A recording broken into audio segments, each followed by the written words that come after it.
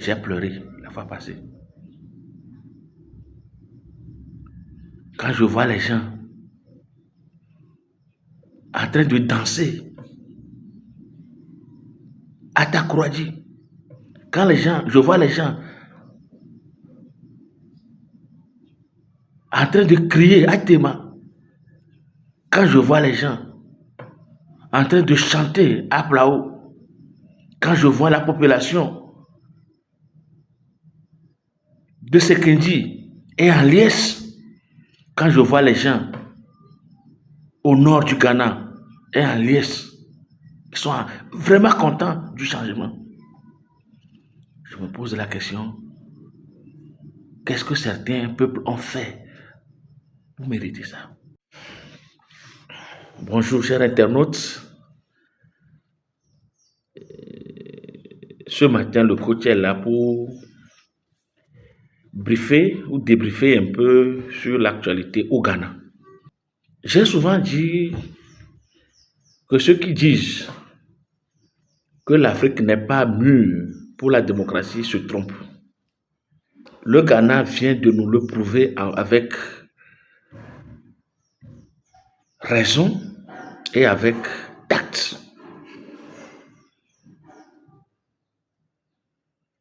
Le Ghana vient de nous prouver que l'Africain peut opter pour la démocratie et la faire au plus mieux possible que les Blancs même.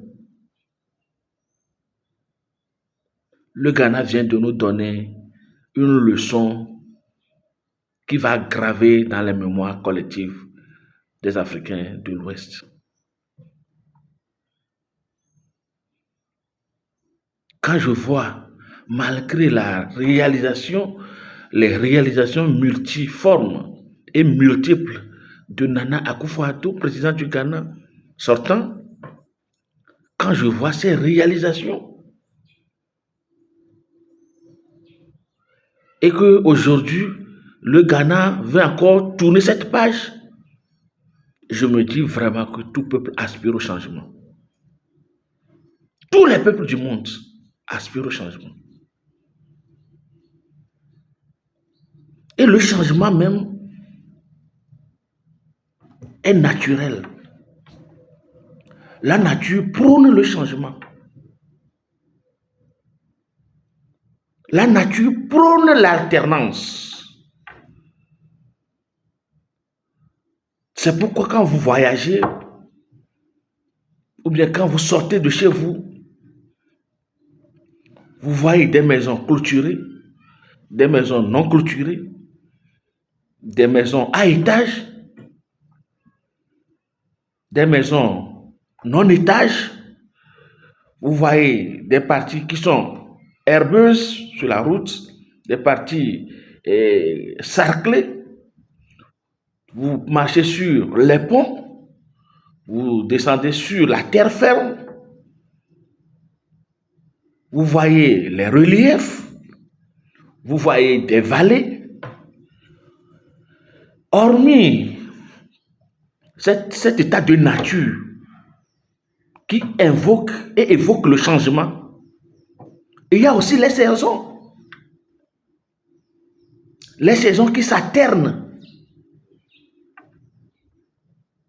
Il y a les saisons chaudes, il y a les saisons froides, il y a des saisons très chaudes et des saisons très froides.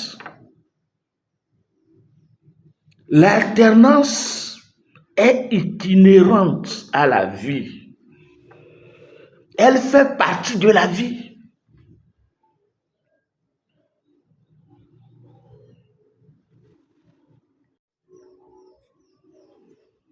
Et en tant que tel, tous les dirigeants doivent mettre dans leur subconscient qu'ils doivent faire place à l'alternance. Quand je vois la liesse populaire au Ghana, malgré les réalisations de Nana Akufo-Addo, puisque je connais bien le Ghana, c'est devant moi en 2018, 2019, 2020 que Nana Akufo-Addo a jeté les premières bases de l'interchange de témoins.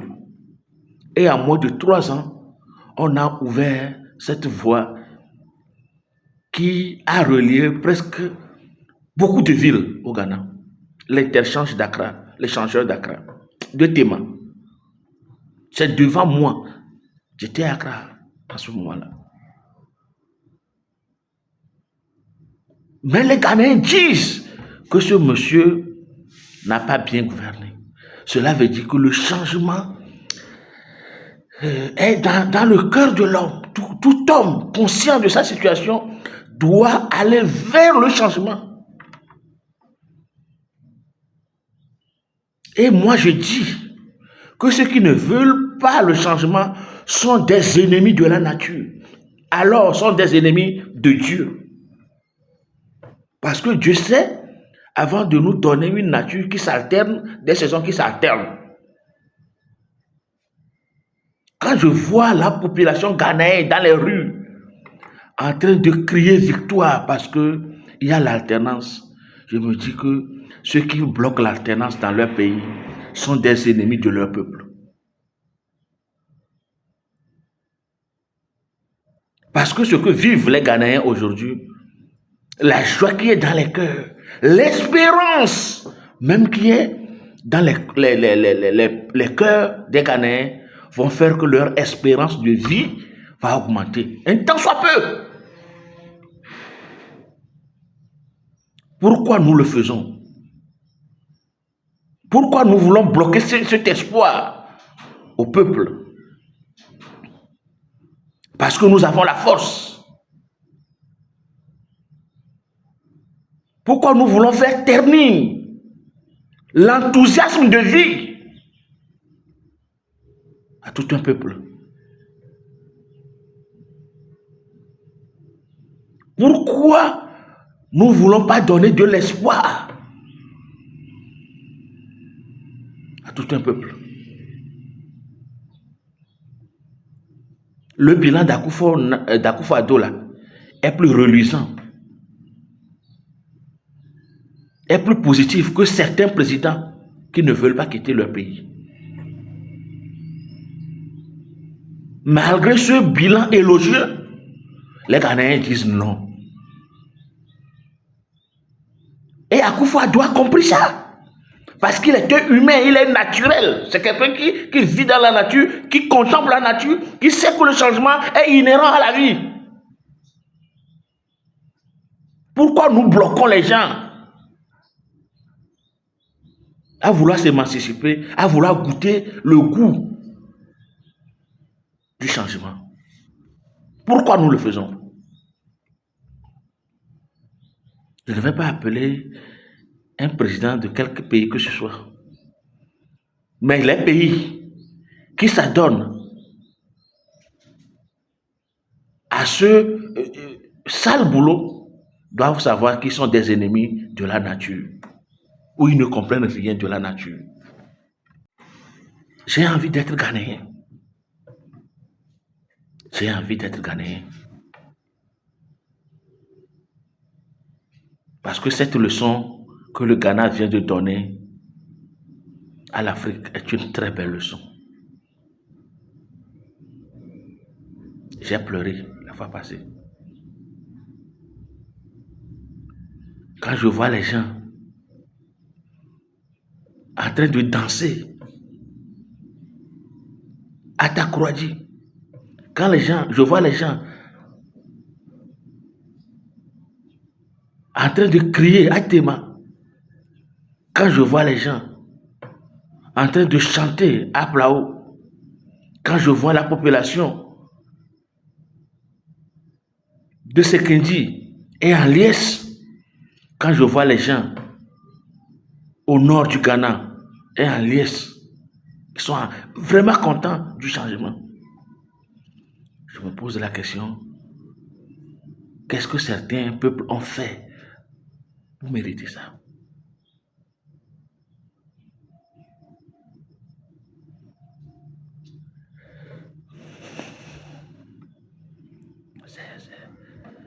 C'est triste.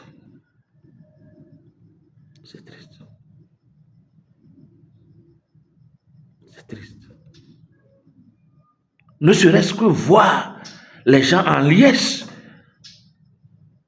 pour un changement à la tête d'un pays dénote combien de fois l'on a soif du changement.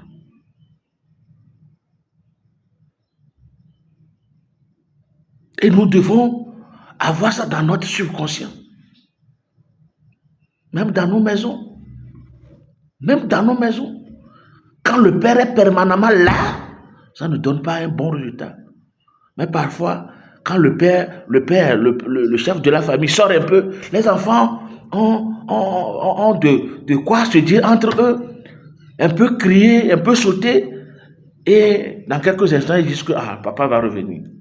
Dans nos familles, on s'est donné de l'espoir à nos enfants, mais on refuse de donner l'espoir à tout un peuple, à des peuples entiers.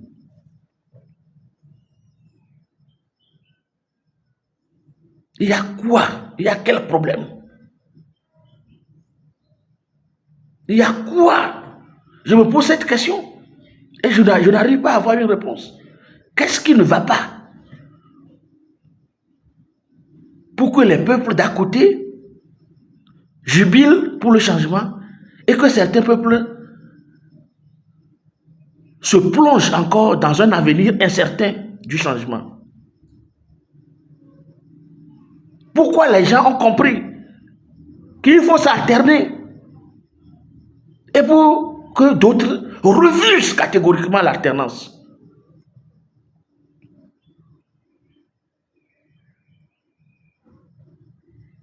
Parfois, ces événements font que nous sommes des malheureux.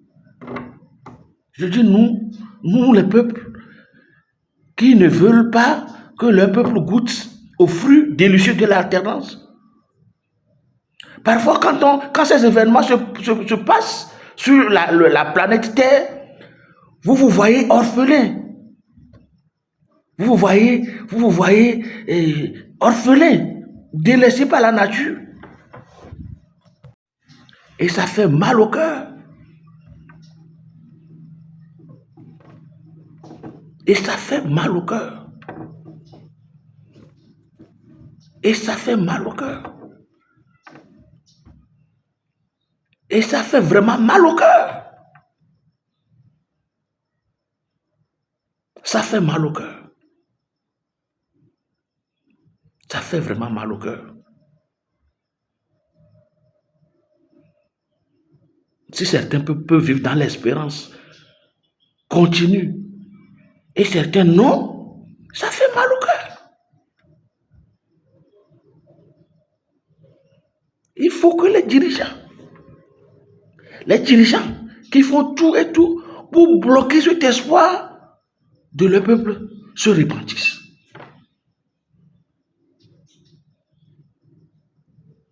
Même Jésus lui-même, il est venu, il a fait un temps, il est parti.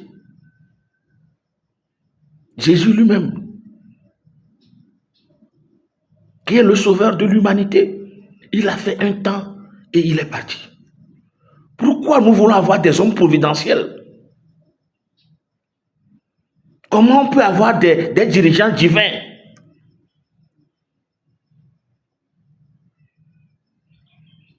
Comment on peut avoir des dirigeants éternels?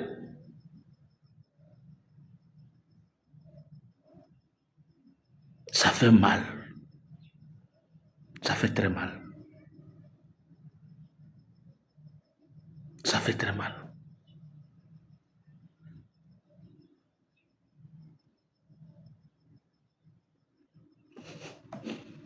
Ça fait très mal.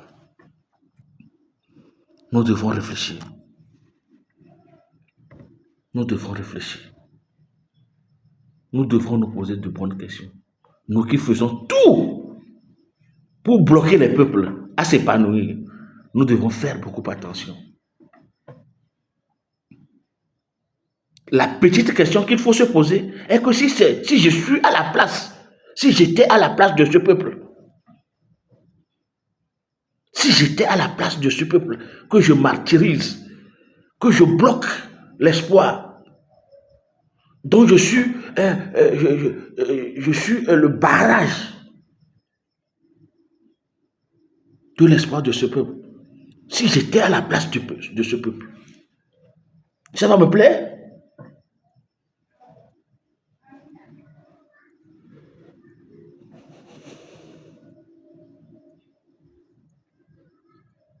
Nous devrons nous poser beaucoup de questions. Et j'interpelle les dirigeants de ces peuples-là qui se voient divins, qui se voient incontournables, de faire votre face. Ne serait-ce qu'une fois dans 50 ans, donner une lueur d'espoir à vos peuples.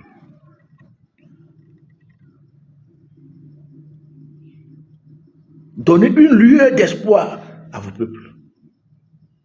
Si c'est après 8 ans seulement les Ghanéens, si à 8 ans, je vous dis 8 ans d'un parti au pouvoir, 8 ans seulement dans la vie d'un homme, ça veut rien dire. Mais 8 ans seulement et que les peuples jubilent, cela veut dire que l'alternance est un bienfait pour l'homme.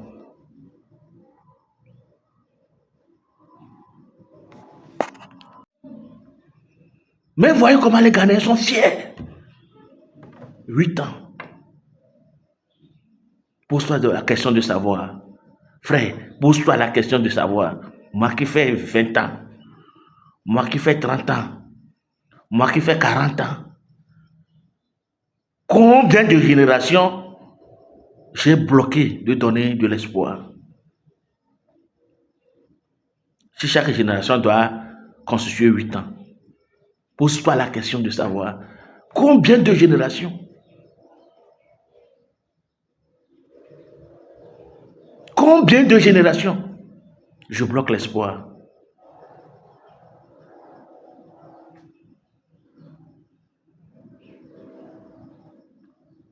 Les élections au Ghana doivent nous aider à réfléchir. Ces élections doivent nous pousser à se faire une autopsie politique de nos pays.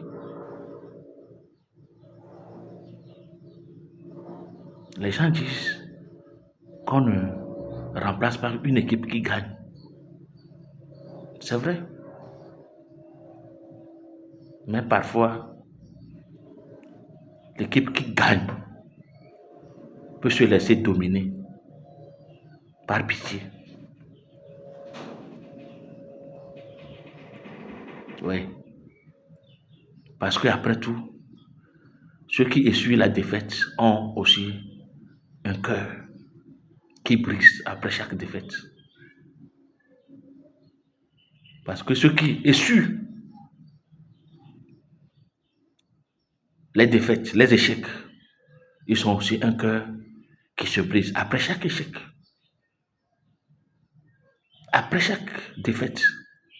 Donc parfois, l'équipe qui gagne, par pitié,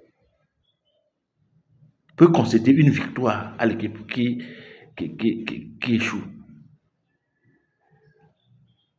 Et c'est ça l'humanité. C'est ça l'humanité. Parfois, j'ai comme l'impression que nous avons perdu l'humanité.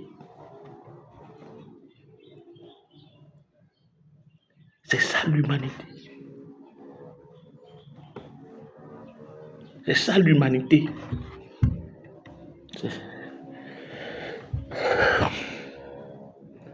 C'est ça l'humanité. C'est ça l'humanité.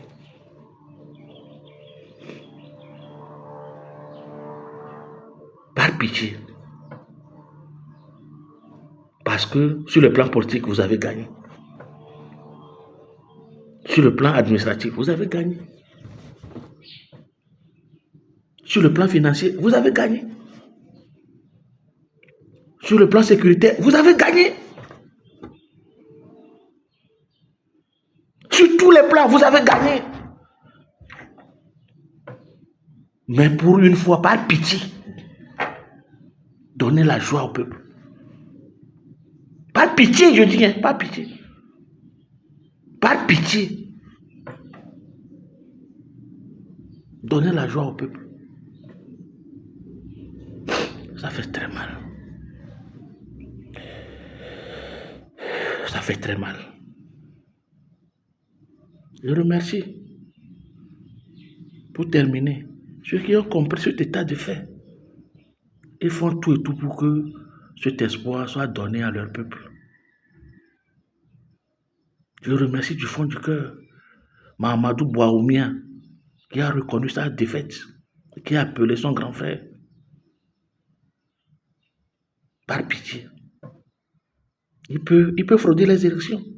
Ceux qui disent qu'on n'organise pas une élection pour les perdre là.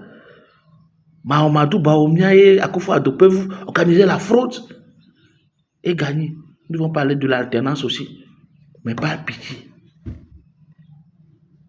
Ils ont dit non. Les résultats tels qu'ils sont. Merci à ces présidents qui font ce sacrifice ultime pour donner une valeur ajoutée à la vie de leurs concitoyens. Vivement que ce cri soit attendu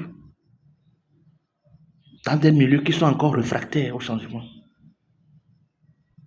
Vivement que ce cri, cet appel soit attendu dans les milieux où les gens n'ont pas le changement dans leur dictionnaire. Par pitié, donnez-nous un changement. Merci.